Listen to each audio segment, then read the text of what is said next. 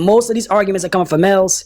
It keeps it super simple if we just focus on the male lineage. You're a male, I'm a male. What is our haplogroup?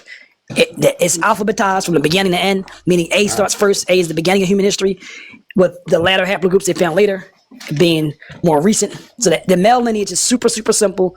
It's not as many groups. It changes quicker than the female. Females tend to stay longer, so you'll have multiple groups in one region. Whereas in the male lineage, it sort of isolates quicker, and it's just a simpler line to follow, because it's not going to be like with the male lineage. It's not QRSTU. You know what I mean? It's just Q. It's pretty much just Q in America. And a later wave happened after in around 8,000 to 10,000 years ago from Alaska region, and that's a more older Asian wave. It's one of the oldest on the planet. It's called C, and that came recently. That's it. Question. There's nothing else found here. You have the haplogroups that are indigenous to the Americas, specifically the United States, that we're talking about right now, and the Choctaw are indigenous group. If you were indigenous group, you would have one of the indigenous haplogroups, but you don't. And that's why I'm asking him to indicate what are the haplogroups that are indigenous to West Africa, because I guarantee you they coincide with the ones that African Americans have. Yeah, well, that's why we have the only haplogroup maternally, which all life stems from, is haplogroup L. That's not indigenous to America. Well, the only thing that will make that a Choctaw's DNA is if you found a full-blooded Choctaw and tested them. They're not doing that. David, I'm gonna say this right here, brother. Here's the more important thing. We're talking about haplogroups. Haplogroups are not percentages. Okay, it's just something that's carried on to an ancestor, to a descendant. They determine lineage. So haplogroups simply determine lineage. Yeah. And we don't have to do the modern DNA. We can do the ancient DNA. Right. We can look at what's in the soil here. So we can look before the boats came and see who was here. That's what we really want to find out anyway, right? Literally speaking. What we see is consistent. We see something real consistent. We see that there's only Q. Q is the only thing that's found. Like I said, C is the exception. Found a low frequency in the plains and the Great Basin. Q is the only macro group found. That's why I'm keeping it real simple. I'm only focused on the paternal.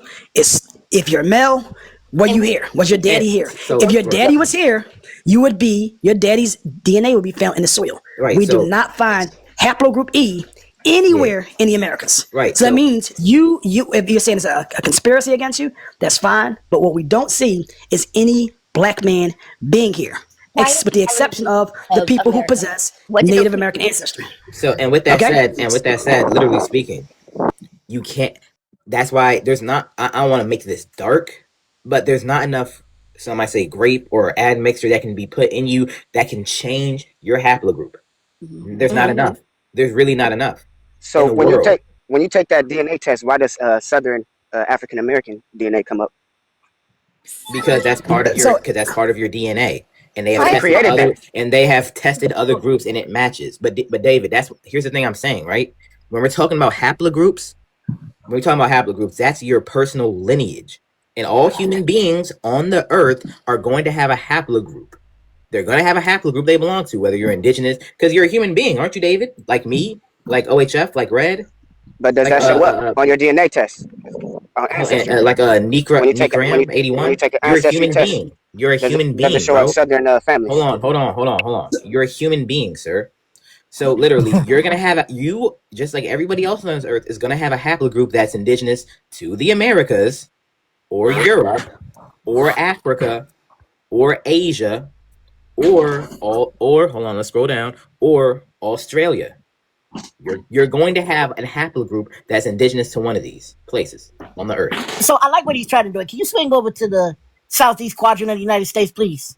And yep, which we already tested. So, what he's trying to indicate is when you get your DNA test, and this is why they don't like to go to the ethnicity specifics, because your ethnicity specifics are going to absolutely say that you are of West African descent. I mean, it's going to come up with Nigeria, if not breaking down to the specifics of Igbo and Yoruba, et cetera. But swing back over a little bit.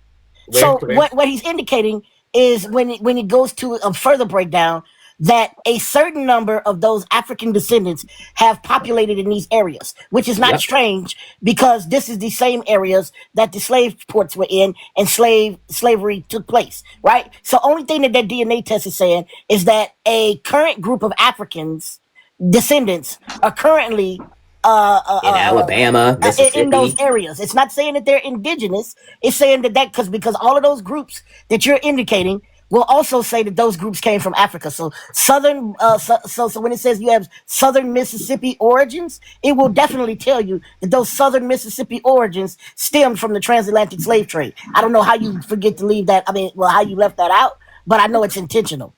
Yep. And so literally, your haplogroup, David, your haplogroup is going to be something on the earth. There's not one population on the face of the earth haplogroup we don't know or we can't find out. Just name the tribe. I mean, we already did Choctaw. Let's look. In fact, let's walk it down. Yeah. What's a Cherokee?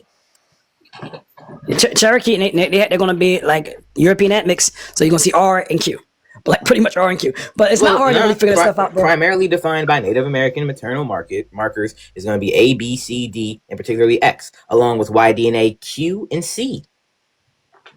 Yep, Q and C. It's going to be Q and C for the Choctaw Cherokee men. Let's try to Lumbee. Like I said, what I started focusing on is most of these arguments are coming from males. It keeps it super simple if we just focus on the male lineage. You're a male, I'm a male. What is our haplogroup?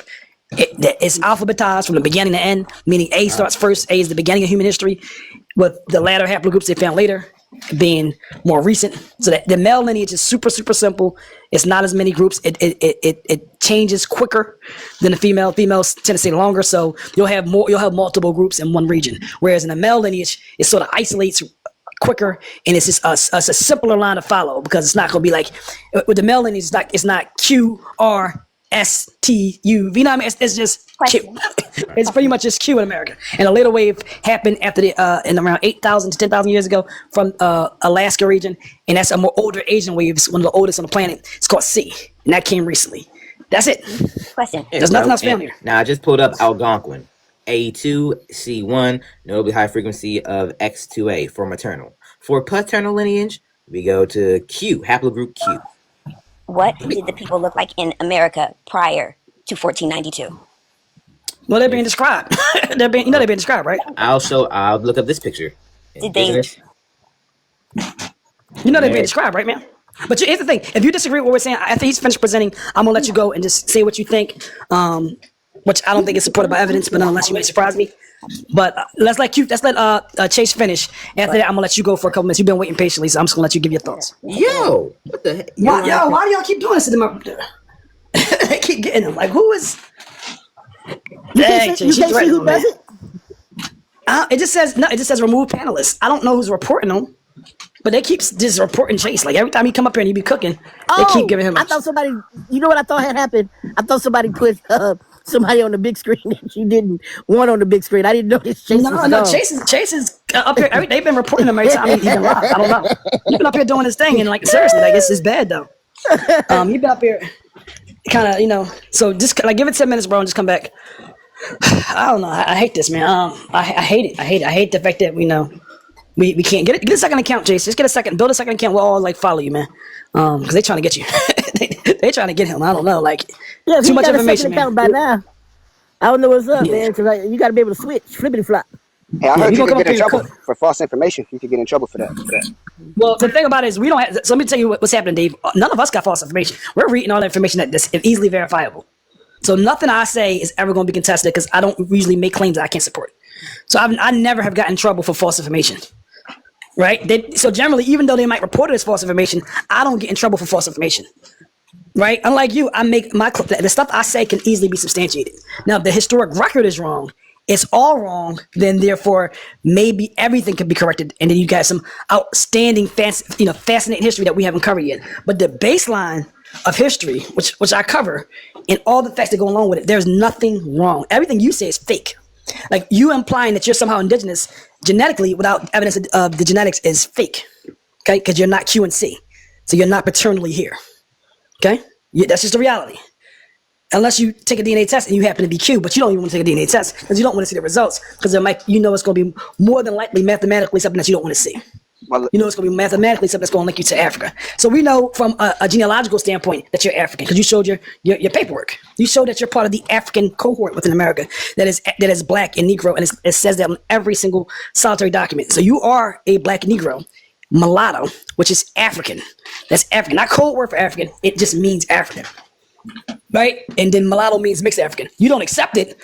That's okay, because it's all delusional bullshit. But nonetheless, the thing is, it still has a meaning. These terms have meanings on documents. So words have meanings, and that's why we deal with candid, truthful, honest history. I'm trying to put some positive words on there because I know they're trying to get me too. But no, you don't have a baseline. So nobody's going to get me on false information, bro.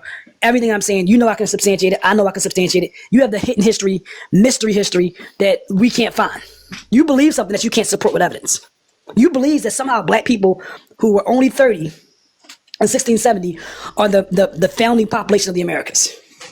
That we're somehow the founding population and Native Americans are somehow some fake people, and all DNA tests are lies. And the 1,500 languages they speak, that's a lie. That's made up. That somehow, despite black people never saying we're indigenous, we still are the indigenous, right? But somehow, despite everybody recognizing them as first, including our ancestors, somehow I'm still wrong. Somehow I'm a paid agent. I want you to kind of process how these people work, right? And what you can't find is a normal person to come up here and to teach the timeline history that got wrong. You can't find it. You find people who disagree. You find people who interrupt. And I can tell you confidently, the algorithm is not going to get me for false information because I got primaries. I got genetic articles. I research everything I say. And everybody knows that. So the thing is, we got people out here who want to support a lie, which they can't substantiate. Do you follow me, David? Am I making a little bit of sense? Yeah, you got your angle, I got my angle, but at the same time, I got different facts. You got different facts. No, there are no different facts. No, that's the part we disagree on. I'm gonna let Red go. That's the part we disagree on, the different facts. Let's let this lady go real quick. I'm gonna let Red go. No, please, Yeah. please go ahead. I'm listening. Please go ahead. Okay, all right. So you see how he said that angle? Like nobody uses that type of terminology. Only time I hear what type, you got your angle, I got my angle. I've heard that from hustlers, from individuals from the street. What's your angle? What's that? People that are not telling the truth. Wow. People that are not telling the truth use verbiage like the angle, because we don't have to come with an angle because we're telling the truth. We don't have angles, and there's no such thing as your facts and my facts. They're only the facts. So the thing is that ever since Trump came down that escalator, we've had this world where there's the false notion that there are alternative facts, but there aren't. There are only facts. That is true. And what is true. So the thing is that if we make a column of the indigenous people that are not black, and then the people that claim to be indigenous that are black, and put down the evidence, the factual evidence in every column that make these people indigenous, you guys have nothing. This is why you have to attack when we say they have a indigenous language. Oh, the white T-man gave them that. They have human remains dating back 10,000 years old in the earth. Oh no, the white T-man made that up. Their DNA proves that they're indigenous. Oh, the white T-man. Everything that proves that the indigenous people are indigenous is made up. Only thing you have in your column is Granny. They have a plethora of evidence in their column. The fact that multiple white I'm sorry, created Navajo and Apache languages. I'm sorry, say, ma'am, I didn't have any idea that you were going to speak. Now, could you start from the beginning? What is your claim? Man, you declined on speaking. Let's let him. He was in the middle of talking. That's why I want to make sure you get a chance to speak. Oh, now I want to hear her because I didn't know that you. I thought I heard something in the background, but I just wrote it off as noise. So what is your claim, ma'am? Go ahead, man. I'm gonna give you some time to talk. Here you go. You got 3 minutes to speak, man. Go ahead, man.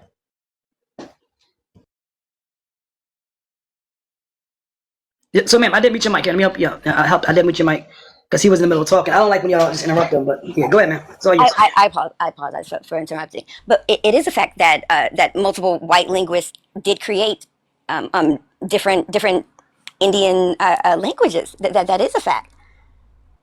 Cool beans. Now that we're stating it as a fact, because I think what you're confusing for creating a language is when one of the ancestors of Webster, I can't remember which one, sat down with the indigenous people and added indigenous words to the dictionary, like possum, and other words that are. And there was a lot of words that I didn't even know were actually indigenous words that we use on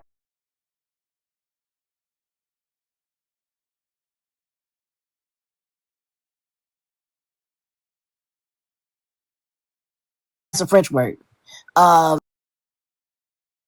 when we start using words commonly, I'm talking about the actual creation of the language. So that's what I'm about to ask you. Show us where a Caucasian created an indigenous language? Here you go. I'm gonna give you 3 minutes, man, to explain. Go ahead. So, I'm gonna reset the time. Go ahead, man. No. Tell us about these. I gotta look it up. So please continue. Just tell us what you have. I mean, we can look it up as well. I'm a pretty quick researcher, so just tell us what you got. You said they created these languages. I'm curious. That's fascinating to me. Tell us more about it. Look up who created the Apache language. Oh, the Apache language was created. Wait, the Apache language was created by Europeans? The Apache. No, not by Europeans, but by American linguists. By American linguists. Okay, so tell us about it. Tell us about it.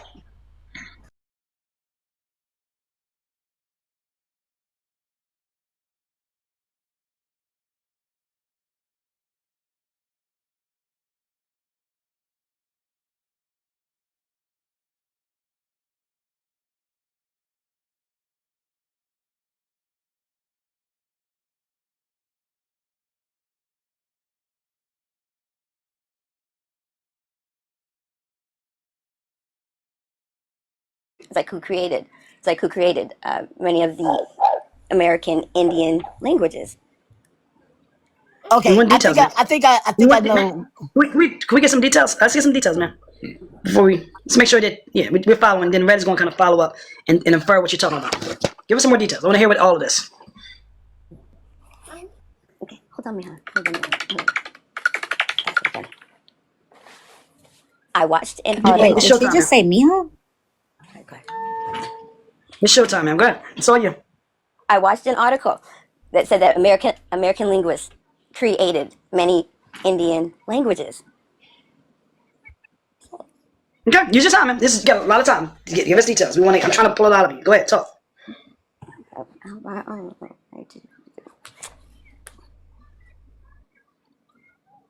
So I'm not speaking because I'm looking it up. You can just tell us about it. You don't have to pull it up yet. We'll get to that later. Just tell us what your research is. Well, yeah, the research behind it, like I said, was just I saw an article, watched it, and it said that American linguists created many Indian American languages. Hold on. Yeah. All right. Do you want to respond? Everybody want to respond? Yeah, wants to come up. I think what she's talking about is orthography, right? No. So there was a. That's not it. Oh wow! Sorry, Red. So wait a minute. So no. I'm thinking what she saw was right. And when I'm saying, maybe let me explain orthography because maybe I'm not saying it because we're talking about putting it to writing. Mm-hmm. And there were Apache leaders, and one by the name of Silas. I'm gonna get his name, Silas, that comes to mind. And he was an Apache leader that sat down with other linguists and put Apache linguistics to writing because there was no formal writing of it. It was spoken. So, am I wrong in that, Lakota? As far as the Apache, I'm not sure, but I have a feeling I know what she watched. I really want to know. I really want to know who she watched or what she watched. Oh, whatever comma. That's what he goes by. What does he go by? Whatever comma. Yeah, that guy. So I'm a linguist. I'm telling you, yes. Like Red said, they helped to create an orthography. And orthography is a writing system. So they did not create Native American languages. They simply helped them to develop a writing system using Latin-based characters. That's it. And I got his name now. His name was Silas John Edwards. He was an Apache. Yeah. He was an Apache leader that got with linguists and other folk, and they called it, like I said, orthography. And they set the Apache language, which was already spoken, it didn't need to be created, but put it to writing because there was no writing system for it.